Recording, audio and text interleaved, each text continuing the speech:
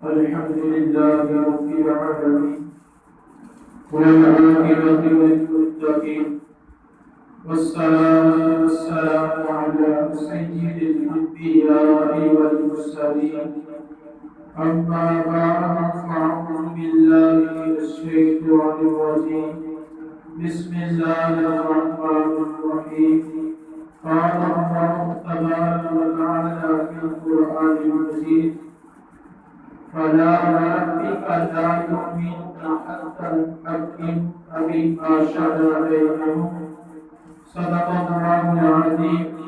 وصدق رسوله النبي الكريم إن الله وملائكته يصلون على النبي يا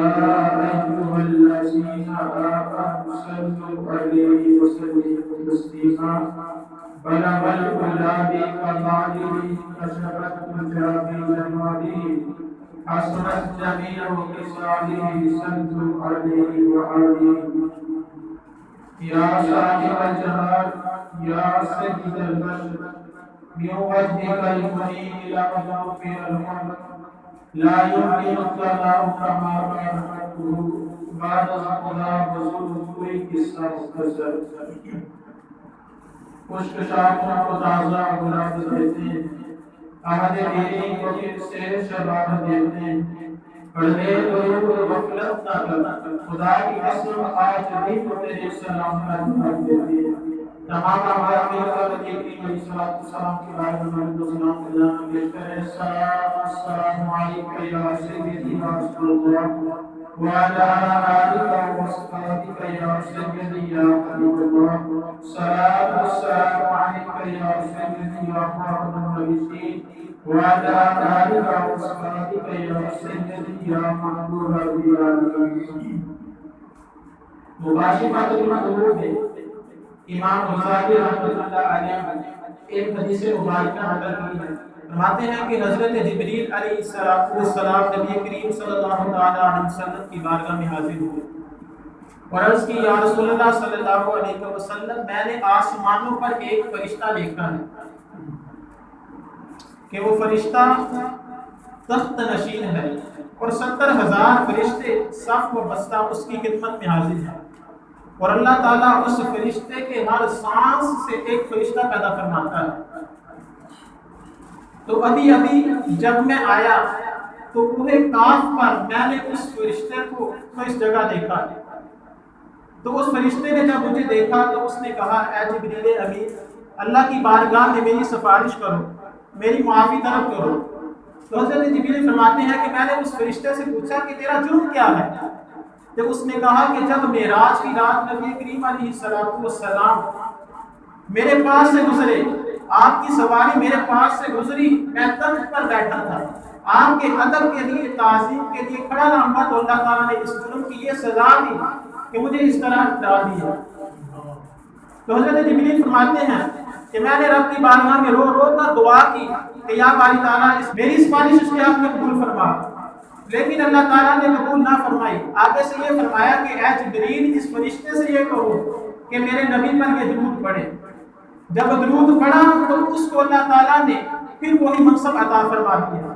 جس پر وہ پہلے قائم تھا درود پاک کی اتنی فضیلت ہے اللہ تعالیٰ ہمیں بھی کثرت کے ساتھ درود پاک پڑھنے کی توفیق عطا فرمائے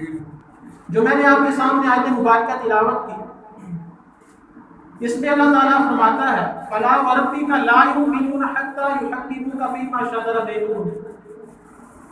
کہ اے محبوب آپ کے رب کی قسم یہ ہرگز مومن نہیں ہو سکتے یہاں تک کہ اپنے آپس کے جو جھگڑے ہیں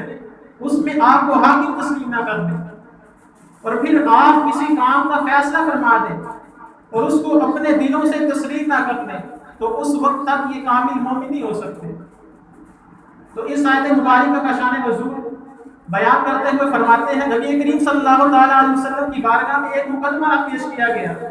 دو لوگوں کا مقدمہ پیش کیا گیا ایک یہودی تھا ایک منافق تھا تو انہوں نے اپنی جو بات تھی وہ بتائی تو نبی کریم علیہ السلام نے یہودی کے حق میں فیصلہ فرما دیا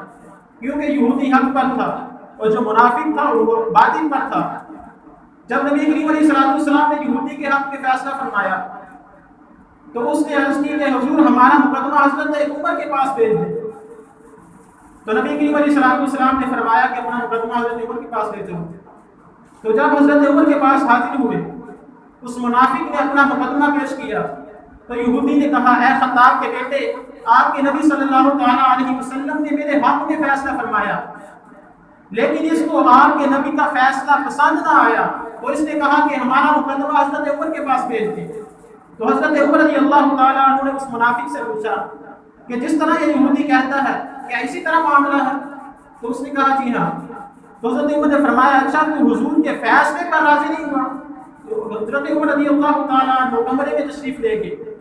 اور اندر سے تلوار لے کر آئے اور اس منافق کا سر تن سے جدا کر دیا اور فرمایا، ھذا قضائی،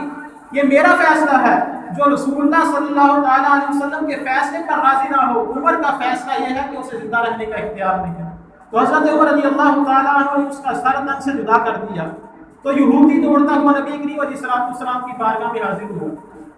اور عرض کی، یا رسول اللہ، عمر نے منافق کو قتل کر دیا۔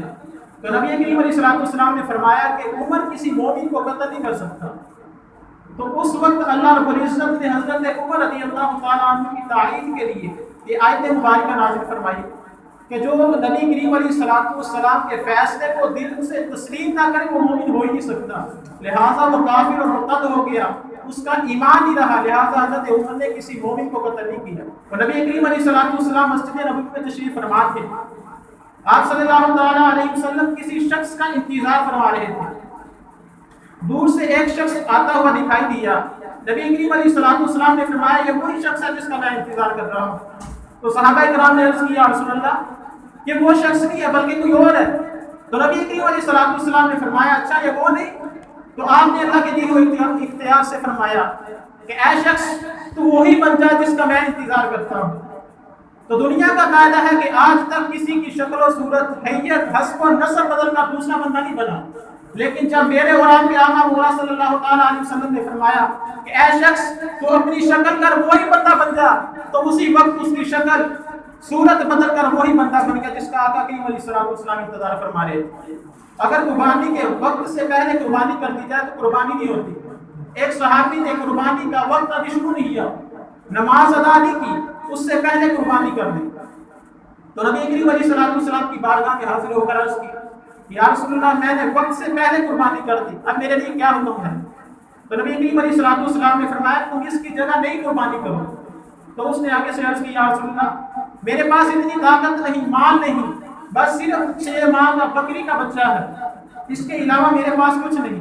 حالانکہ قربانی کے لیے یہ ہے کہ 1 سال کی بکری ہو تو پھر قربانی ہوتی ہے، لیکن انہوں نے عرض کی، یا رسول اللہ، میرے پاس صرف 6 ماہ کی بکری کا بچہ ہے۔ تو آپ علیہ السلام نے اللہ تعالیٰ کا دیا ہوا اختیار استعمال فرماتے ہوئے فرمایا کہ اے میرے صحابی، تم اس 6 ماہ کے بچے کی قربانی کرتے تیری طرف سے ادا ہو جائے گی۔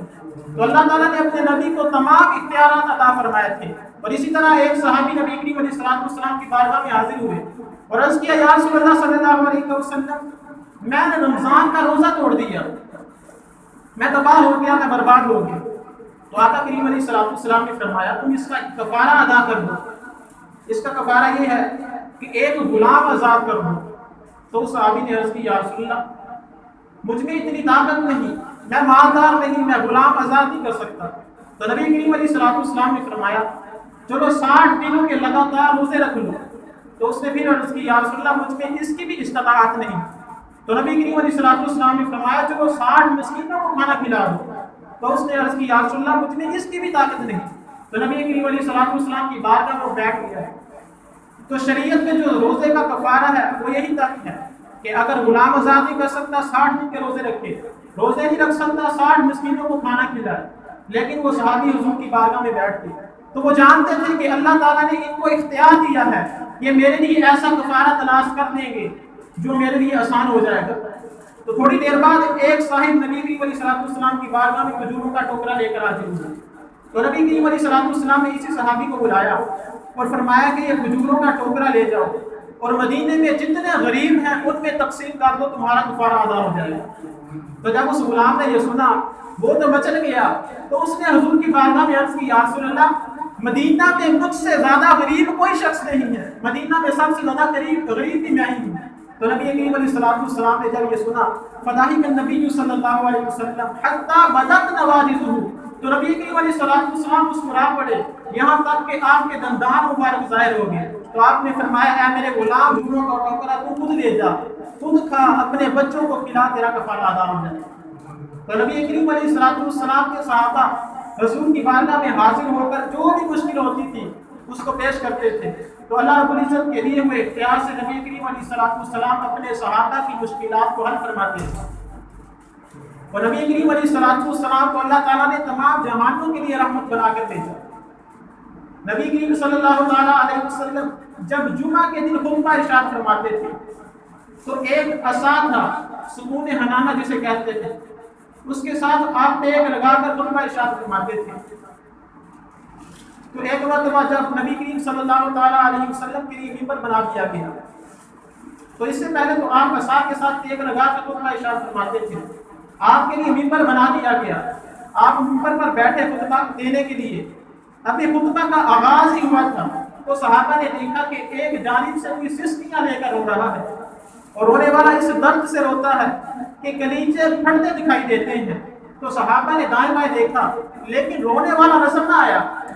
دیکھتے ہیں کہ رونے والا بڑے درد سے روتا ہے لیکن رونے والا نظر نہیں آتا، ادھر ادھر دیکھتے ہیں تو نبی کریم علیہ السلام ممبر سے نیچے تشریف لاتے ہیں، تو ایک کونے میں وہ ستون حنانہ پڑا ہوتا ہے، آپ اس کے پاس جاتے ہیں اور اس پر اپنا دستے شفقت پھیرتے ہیں۔ تو جس طرح بچہ ماں سے جدا ہو تو جب ماں کے ساتھ ملتا ہے، ماں سے ملتا ہے تو اس کی گگی بن جاتی ہے، تو فرماتے ہیں کہ اس ستون حنانہ کی گگی بن گئی۔ تو نبی کریم علیہ السلام اس پر ہاتھ پھیرتے رہے یہاں تک کہ اس کا رونا کم ہو گیا۔ تو نبی کریم صلی اللہ تعالیٰ علیہ وسلم پھر ممبر کا جلوہ افروز ہوئے، تو آپ نے فرمایا اے میرے صحابہ،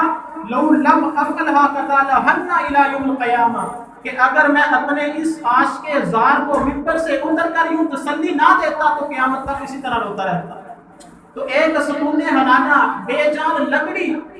جب نبی کریم علیہ السلام کے ساتھ اس کی محبت اتنی ہو جائے تو اللہ تعالیٰ اس بے جان کو بھی جان عطا فرماتا ہے، کہ اللہ تعالیٰ اس کو جان عطا فرماتا ہے، وہ روتی ہے، اللہ کے محبوب کے ساتھ کلام کرتی ہے۔ اور ایک بے جان اگر نبی کریم علیہ السلام کے ساتھ محبت کرے، امام سیوطی فرماتے ہیں کہ اس کی جدائی کا یہ عالم ہے کہ حضور کی وہ محبت میں اتنی تڑپتی ہے، جو غلام حضور کے ساتھ محبت کرتے ہیں ان کی محبت کا کیا عالم ہوگا۔ اور حضرت عبداللہ بن عامر فرماتے ہیں کہ ایک مرتبہ نبی کریم علیہ السلام کے ساتھ میں جا رہا تھا کہ ایک عرابی آپ کے سامنے آ گیا، تو نبی کریم صلی اللہ تعالیٰ علیہ وسلم نے اس عرابی سے فرمایا کہ تم گواہی دو کہ اللہ کے سوا کوئی معبود نہیں اور میں اللہ کا رسول ہوں۔ تو اس عرابی نے کہا کہ جو آپ یہ بات بیان کر رہے ہیں کہ آپ کی توحید و رسالت کی گواہی دو، ادھر آپ کے علاوہ اور کون ہے جو آپ کی گواہی دیتا ہے؟ تو ایک کنارے پر کنکر کا درخت لگا ہوا تھا، نبی کریم صلی اللہ تعالیٰ علیہ وسلم نے اشارہ کیا، فرمایا یہ کنکر کا درخت۔ جب آپ نے اشارہ کیا تو وہ کنکر کا درخت زمین کو چیرتا ہوا آپ کی خدمت میں حاضر ہوا اور حاضر ہو کر آپ کی شہادت دی، آپ کی گواہی دی، 3 مرتبہ اس نے گواہی دی، تو پھر اپنی جگہ پر جا کر کھڑا ہو گیا۔ حضرت زید بن ارقم رضی اللہ تعالیٰ عنہ فرماتے ہیں کہ مدینہ شریف میں نبی کریم صلی اللہ تعالیٰ علیہ وسلم کے ساتھ تھا کہ ایک عرابی کے خیمے کے پاس سے گزرے، تو خیمے کے ساتھ ایک ہرنی باندھی ہوئی تھی، تو جب ہم گزرے تو اس ہرنی نے نبی کریم صلی اللہ تعالیٰ علیہ وسلم کو پکارا، یا رسول اللہ، حضور کو پکارا، تو نبی کریم علیہ السلام اس کے پاس تشریف لے گئے۔ اس ہرنی نے عرض کی اس عرابی نے مجھے پکڑ لیا ہے، میرے فلاں جگہ پہ 2 بچے ہیں، لیکن نہ یہ مجھے ذبح کرتا ہے نہ ہی مجھے چھوڑتا ہے کہ میں بچوں کو جا کے دودھ پلاؤں۔ تو نبی کریم صلی اللہ تعالیٰ علیہ وسلم نے فرمایا کہ اگر میں تجھے چھوڑ دوں تو واپس آ جائے گی؟ تو اس ہرنی نے عرض کی میں واپس آ جاؤں گا، کہ اگر میں واپس نہ آؤں تو اللہ تعالیٰ مجھے جو ناجائز ٹیکس دیتے ہیں اللہ تعالیٰ مجھے ان کے عذاب میں مبتلا کرے، تو ناجائز ٹیکس دینے والوں کا بڑا ہی گناہ ہے۔ تو اس نے یہ عرض کی اگر میں واپس نہ آؤں تو ناجائز ٹیکس دیتے ہیں جو ان کو اللہ عذاب دے مجھے بھی وہی عذاب دے۔ تو نبی کریم صلی اللہ تعالیٰ علیہ وسلم نے اس ہرنی کو کھول دیا، تو وہ چلی جاتی ہے، اپنے بچوں کو دودھ پلا کر فوراً واپس آ جاتی ہے۔ نبی کریم صلی اللہ تعالیٰ علیہ وسلم پھر اس کو باندھ دیتے ہیں اسی جگہ، اور آپ صلی اللہ تعالیٰ علیہ وسلم اس عرابی کے پاس جاتے ہیں اور فرماتے ہیں کہ یہ ہرنی مجھے بیچ دو، مجھے فروخت کر دو۔ اس عرابی نے عرض کیا یا رسول اللہ یہ ہرن آپ کی ہی ہے۔ تو نبی کریم صلی اللہ علیہ وسلم نے اس ہرن کو کھول کر آزاد کر دیا۔ حضرت زید بن ارقم فرماتے ہیں کہ جب وہ ہرنی جنگل کی طرف جا رہی تھی، میں نے دیکھا کہ منہ میں کچھ گاتی جا رہی تھی، کچھ پڑھتی جا رہی تھی، نبی کریم صلی اللہ علیہ وسلم کی شان بیان کرتی جا رہی تھی۔ تو اس جگہ ایک نقطہ سمجھنے کا یہ ہے، فرماتے ہیں کہ اگر جانور ہو، جانور بھی جانتا ہے کہ ہماری کوئی مشکل پریشانی ہے، تو ہم نے نبی کریم علیہ السلام کی بارگاہ میں اگر اس کی فریاد کر دی، شکایت کر دی، تو آقا کریم علیہ السلام ہماری مشکل کو آسان فرما دیتے ہیں۔ تو اس لیے تو اس ہرن نے پکارا، یا رسول اللہ میری مدد کیجیے، تو آپ علیہ السلام نے بھی اس جانور کی مدد کی، اس کو قید سے چھڑوا دیا، اس کو اس کے بچوں کے پاس بھیج دیا۔ تو اگر کوئی انسان یہ سمجھے کہ آقا کریم علیہ السلام ہمیں کوئی کام نہیں آ سکتے، ہمارے کچھ کام نہیں آ سکتے، تو وہ اس جانور سے بدتر ہے، کیونکہ جانور تو جانتا ہے کہ نبی کریم صلی اللہ تعالیٰ علیہ وسلم کی بارگاہ میں اگر عرض کی جائے، آپ سے مدد مانگی جائے، تو آقا کریم علیہ السلام ہماری مدد فرماتے ہیں۔ یہ تو جانور بھی مانتے ہیں۔ ایک مرتبہ ایک اونٹ نبی کریم صلی اللہ تعالیٰ علیہ وسلم کی بارگاہ میں آیا اور اس نے آ کر شکایت کی، یا رسول اللہ میرا مالک ہے، مجھ پر بوجھ زیادہ لگتا ہے لیکن خوراک کم ڈالتا ہے۔ اور اسی طرح کچھ لوگوں نے فاختہ کے بچوں کو اٹھا لیا، تو وہ حضور کی بارگاہ میں شکایت کرتی ہے۔ تو جانور بھی حضور کی بارگاہ میں حاضر ہو کر اپنی شکایت حضور کی بارگاہ میں پیش کرتے ہیں، تو نبی کریم صلی اللہ تعالیٰ علیہ وسلم ان کی مشکل کو حل فرما دیتے ہیں۔ اور حدیبیہ کے مقام پر حضرت جابر بن عبداللہ رضی اللہ تعالیٰ عنہ بیان فرماتے ہیں کہ وضو کا پانی نہیں تھا، تھوڑا سا پانی تھا، ہم نے وہ نبی کریم صلی اللہ تعالیٰ علیہ وسلم کی بارگاہ میں پیش کیا۔ جب حضور کی بارگاہ میں پیش کیا، تمام لوگ حضور کے گرد جمع ہو گئے، تو آپ صلی اللہ تعالیٰ علیہ وسلم نے جمع ہونے کا سبب پوچھا، تو عرض کی، یا رسول اللہ جو پانی تھا آپ کے سامنے پیش کر دیا، اس کے علاوہ نہ پینے کے لیے پانی ہے نہ وضو کے لیے پانی ہے۔ تو نبی کریم صلی اللہ تعالیٰ علیہ وسلم نے اپنا ہاتھ مبارک اس ڈول میں رکھ دیا، تو اللہ رب العزت نے آپ کے ہاتھ سے چشمے جاری فرما دے۔ حضرت جابر بن عبداللہ فرماتے ہیں کہ اگر اس وقت ہم 1,00,000 بھی ہوتے تو اللہ تعالیٰ ہمیں سیراب کر دیتا، لیکن ہم اس وقت 1500 تھے۔ اور اسی طرح ایک اور واقعہ سماعت فرمائیے کہ جس وقت غزوہ خندق کے موقع پر صحابہ کرام خندق کھود رہے تھے، تو حضرت جابر بن عبداللہ فرماتے ہیں کہ میں نے نبی کریم صلی اللہ تعالیٰ علیہ وسلم کو دیکھا کہ آپ کو سخت بھوک لگی ہوئی ہے۔ میں فوراً اپنے گھر گیا اور اپنی بیوی سے جا کر پوچھا کہ کھانے کے لیے کوئی چیز ہے، تو اس نے بوری اٹھائی تو دیکھا کہ ایک سا جو تھا اس میں، اور ہمارے گھر میں ایک چھوٹا بکری کا بچہ تھا، تو میں نے بکری کے بچے کو ذبح کیا، میری بیوی نے جو کو پیس کر روٹی بنائی، آٹا گوندھ دیا، تو اس نے کہا کہ نبی کریم صلی اللہ علیہ وسلم کی بارگاہ میں جاؤ، لیکن چند لوگوں کو لے کر آنا، مجھے شرمندہ نہ کرنا۔ تو حضرت جابر بن عبداللہ رضی اللہ تعالیٰ عنہ نبی کریم صلی اللہ تعالیٰ علیہ وسلم کے پاس حاضر ہوتے ہیں اور عرض کرتے ہیں، یا رسول اللہ ایک سا جو تھا اور ایک بکری کا بچہ ہم نے ذبح کیا، آپ کے لیے کھانا تیار کیا ہے، لہذا چند ساتھیوں کو لے کر تشریف لے آئے۔ تو نبی کریم علیہ السلام نے اسی وقت اعلان فرما دیا کہ اے خندق والو، جابر کے گھر میں تمہاری دعوت ہے۔ تو حضرت جابر تو پریشان ہو گئے کہ کھانا تو تھوڑا سا تھا، لیکن حضور نے سب کو کہہ دیا جابر کے گھر میں تمہاری دعوت ہے۔ تو سب کو نبی کریم علیہ السلام لے کر حضرت جابر بن عبداللہ کے گھر پہنچتے ہیں۔ تو نبی کریم علیہ السلام نے یہ بھی فرمایا کہ میرے آنے سے پہلے ہانڈی کو نیچے نہ اتارنا اور روٹی پکانا شروع نہ کرنا۔ تو جب نبی کریم علیہ السلام گھر تشریف لے گئے تو آپ نے اپنا لعاب دہن سالن میں ڈال دیا اور اپنا لعاب دہن آٹے میں ڈال دیا۔ تو آپ نے فرمایا کہ ایک اور روٹی پکانے والی لے آؤ، تاکہ وہ روٹیاں بناتی رہی میرے سامنے اور سالن ڈال کر دیتی رہے۔ آپ نے فرمایا ہانڈی کو چولہے کے اوپر سے نیچے نہیں اتارنا۔ تو حضرت جابر بن عبداللہ فرماتے ہیں کہ اتنا مجمع تھا، ہزاروں کی تعداد میں لوگ تھے، سب نے سیر ہو کر کھایا، لیکن جب چلے گئے کھانا اتنا کا اتنا ہی پڑا تھا۔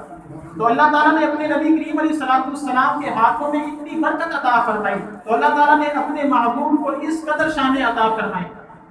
حضرت اسماء رضی اللہ تعالیٰ عنہ فرماتی ہیں کہ ایک مرتبہ نبی کریم صلی اللہ تعالیٰ علیہ وسلم آپ پر وحی کا نزول ہو رہا تھا۔ نبی کریم صلی اللہ تعالیٰ علیہ وسلم حضرت علی مرتضیٰ شیر خدا کرم اللہ وجہہ الکریم آپ کی گود میں اپنا سر انور رکھ کر آرام فرما رہے تھے وحی کا نزول ہو رہا تھا، تو کیا ہوا، نماز عصر کا ٹائم ختم ہو گیا۔ تو جب نبی کریم علیہ السلام بیدار ہوئے تو آپ نے پوچھا اے علی نماز پڑھی ہے؟ تو عرض کی یا رسول اللہ نہیں۔ تو آپ نے پھر دعا کی یا رب عز و جل کہ علی انہو طاعتک و طاعت رسولک فارتد الیہ الشمس، کہ علی تیرے اور تیرے رسول کی اطاعت میں تھا، لہٰذا اس کے لیے سورج کو لٹا دے۔ تو حضرت اسماء فرماتی ہے میں نے دیکھا سورج ڈوب چکا تھا، لیکن آقا کریم علیہ السلام نے جب دعا کی تو ڈوبا ہوا سورج پلٹا ہے، کہ نبی کریم علیہ السلام کی دعا سے اللہ تعالیٰ نے ڈوبا ہوا سورج پلٹا دیا۔ اور اسی طرح ابو جہل، وہ ہمیشہ اس کی کوشش یہ رہتی تھی کہ لوگ اسلام قبول نہ کریں، لوگوں کو اسلام سے متنفر کرتا رہتا تھا۔ تو اس نے حبیب ابن مالک والی یمن تھا، اس کو خط بھیجا، خط لکھا کہ تمہارا دین ختم ہو رہا ہے، لہٰذا مکہ میں فوراً پہنچو۔ تو وہ حبیب ابن مالک وہ مکہ میں آتا ہے، تو ابو جہل نے نبی کریم علیہ السلام کے بارے میں اس کے سامنے غلط باتیں بیان کی۔ تو حبیب ابن مالک نے کہا میں یک طرفہ فیصلہ نہیں کر سکتا